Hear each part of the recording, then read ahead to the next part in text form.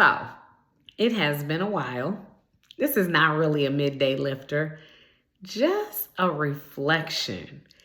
And when you do what you love and you love what you do, just wrapped up a great call with my team. And as I've often told people, one of my functions is, of course, in the sales space, but that of people development, literally coaching and developing.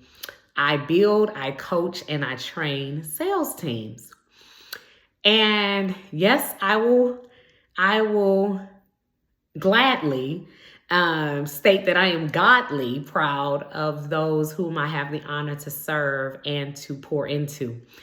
And I actually have a team lead and a SME. SME is abbreviated for subject matter expert on a particular line of business. And when I say I'm so proud of and these are young men, but just our ability to collaborate and partnership, encourage their ideation, our ability to think outside the box, and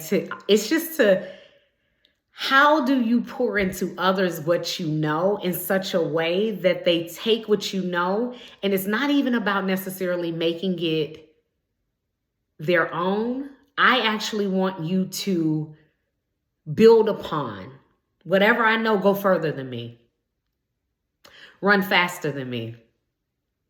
This is leadership. You having doesn't take away from my being. I want to see your wings. I need to see you soar. And that's the joy. That's what today was. It's just those moments when you say, God, I thank you. I thank you. I bless you for the privilege and the opportunity to pour into people. Whatever a man soweth, that shall he also reap. God is not mocked. And the life that I endeavor to live, when I look at the principle of sowing and reaping, hear me and hear me well. As a kingdom woman, as a kingdom marketplace leader, it is not from a negative perspective for me.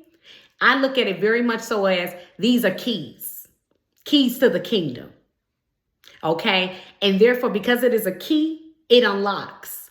So what does that mean? Sowing and reaping, I see it only in the capacity in which I desire to reap.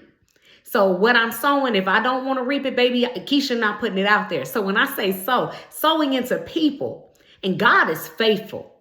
As you sow, as you pour, but understand this, Keisha is in no way short on who then is also sowing back to me. And again, I'm not doing it solely for the purpose of what am I going to get out of it? No, it's just a sense of when you understand kingdom principles, it is a way of life. It is a way of being.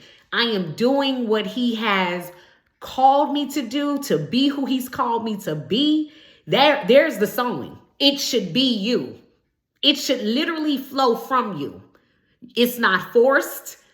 You can't make this up. You can't fake it till you make it.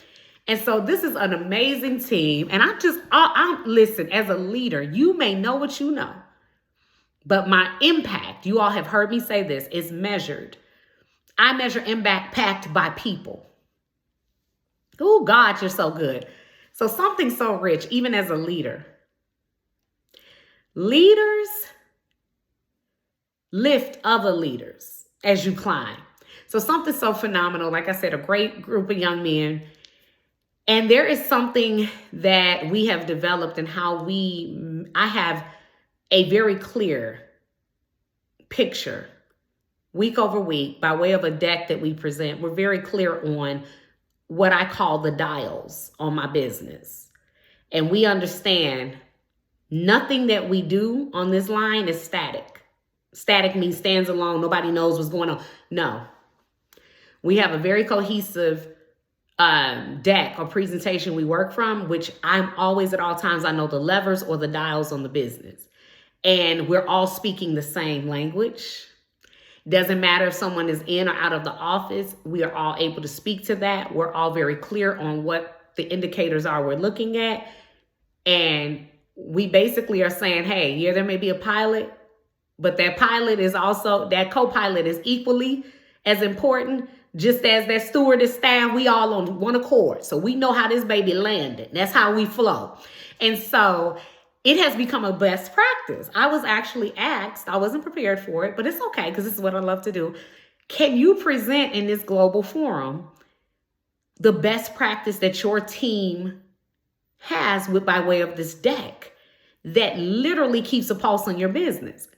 And again, as a leader who likes to develop other leaders, whether it's those who are directly my team lead, it's me under my watch, or if it is my peers, my global peers, whom we do the same thing and we have different styles, but there's something that I can offer. It's still development.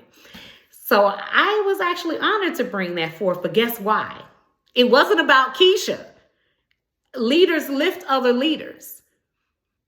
You bring people in rooms that they're not in. It gave me, I was most honored to be able to speak to the amazing work that these two young men whom I work with, right? One would say would be are under me, whatever. I'm not on, yeah. I understand the honor component, and they honor me just as well as I honor the gift that's on them. But I was able to bring them in rooms that they are typically not able to come into, and to really highlight the importance of their work and highlight the importance of their growth and what they do on the front lines. So that is it. Leaders lift other leaders. My God, that was the joy on today. And then imagine I had to sync with my team later and I couldn't wait to get to them and say, guess what? I was actually out of the office a few days. When I came back, kind of put on the spot, was able and asked to do something, but I was able to really elevate what you all do. And don't be surprised if you're now tapped on your shoulder to share with your peers, because now you've been brought in rooms. Come on, somebody. You ain't even look, God, he'll bring your name up in rooms you ain't even step into. You ain't even know. I said, so don't be surprised if you get a tap on the shoulder in a great way for you now to lead. This is what leaders do. Leaders lift other leaders. Come on, somebody. So that it's an honor, it's a privilege. And I promise you, when you take care of what God has given you, you better know he take care of you.